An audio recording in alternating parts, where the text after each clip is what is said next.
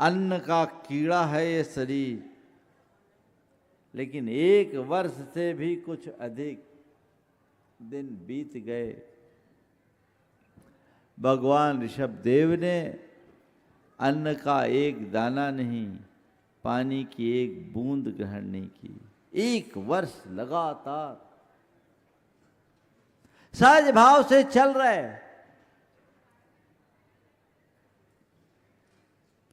लोग बड़े व्याकुल कि भगवान ऋषभदेव वन से नगर की ओर आते, यूं ही लौट जाते, पता नहीं क्या बात हो गई।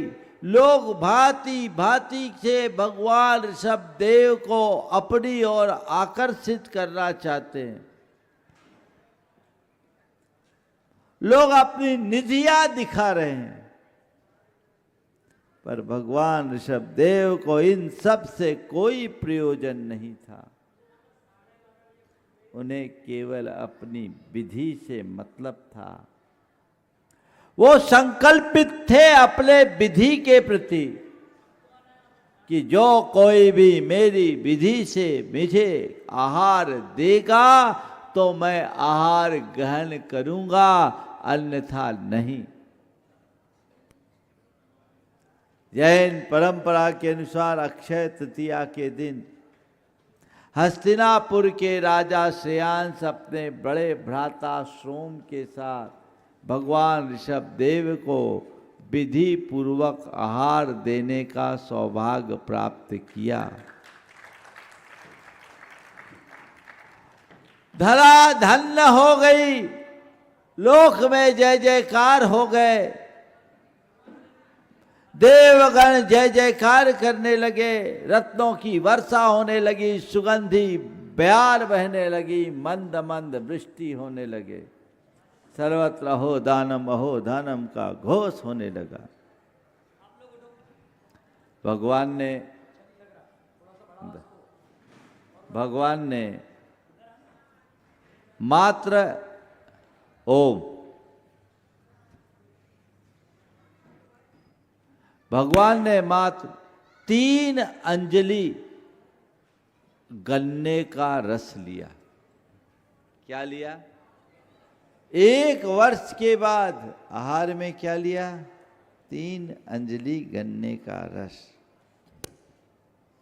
उस तिथि को अक्षय तृतीया कहा जाने लगा।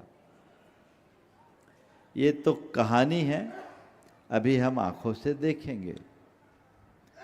आज मैं आप सबसे कहना ये चाह रहा हूं कि आज का दिन पंचकल्याणक का सबसे महत्वपूर्ण दिन है। क्यों?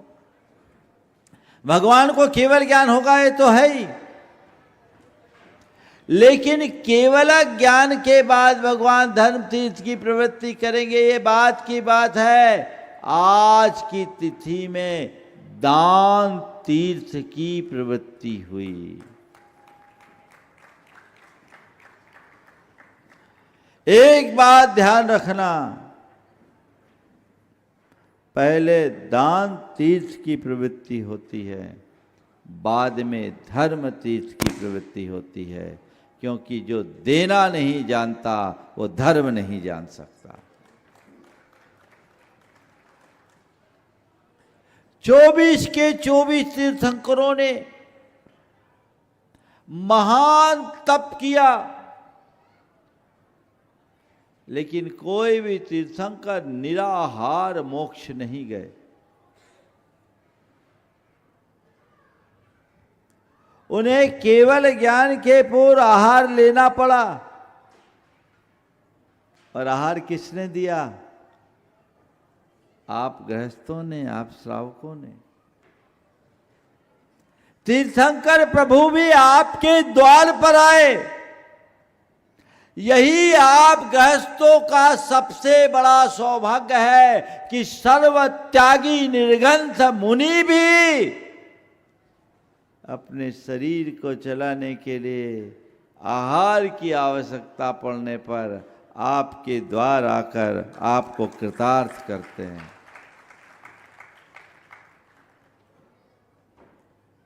सभी तीर्थंकरों ने ऐसा किया।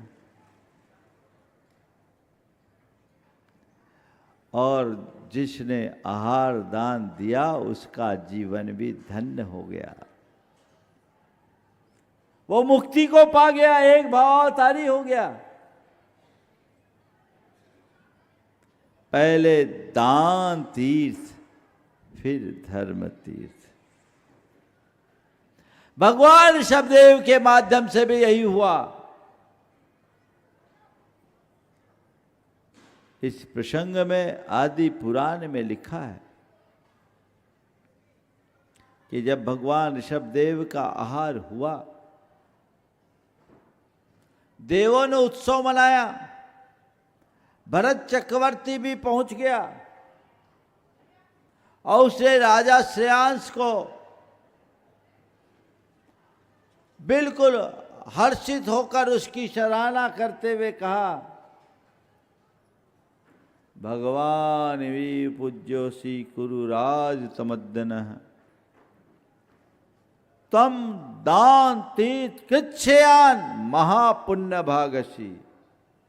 हे राजा श्रेयांश, आज मैं क्या कहूं, तुम तो मेरे लिए भगवान की तरह पूज्य हो। तुम श्रेयान राजा, तुम दान तीर्थंकर हो,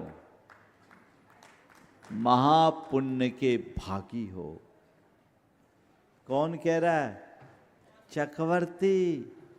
वो कह रहा है मेरा ये चक्ररत्न व्यर्थ, ये मेरा सार्वभौमिक साम्राज्य अर्थहीन, तुम्हारा पुण्य मेरे पुण्य से बड़ा। मैं चक्रवर्ती होकर के भी अभागा रह गया, भगवान को आहार कराने का सौभाग्य नहीं पा पाया, लेकिन तुम कितने भाग्यशाली हो कि तुम्हें यह सौभाग्य प्राप्त हुआ है।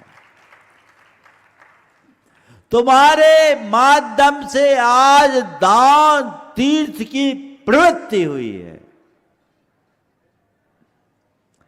तो बोलो, किसका महत्व ज्यादा है? जिनने धर्म तीर्थ की प्रवृत्ति की उनकी, या जिनने दान तीर्थ की प्रवृत्ति की उसकी? बोलो। अपने भाग्य को सराह कर एक बार अपने लिए ताली बजा लो। अगर गृहस्थ अपने गृहस्थ धर्म का पालन नहीं करेंगे तो साधु अपने साधुचर्या का पालन नहीं कर पाएगा, और साधु अगर अपनी साधुचर्या के पालन से असमर्थ होगा तो धर्म की परंपरा कैसे बढ़ेगी? इसलिए आप लोग अपने कर्तव्यों में अडिग रहे, उसमें प्रमाद हावी न होने दें। एक सद्गृहस्थ इस दान के बल पर अपनी दुर्गति को नष्ट कर सकता है।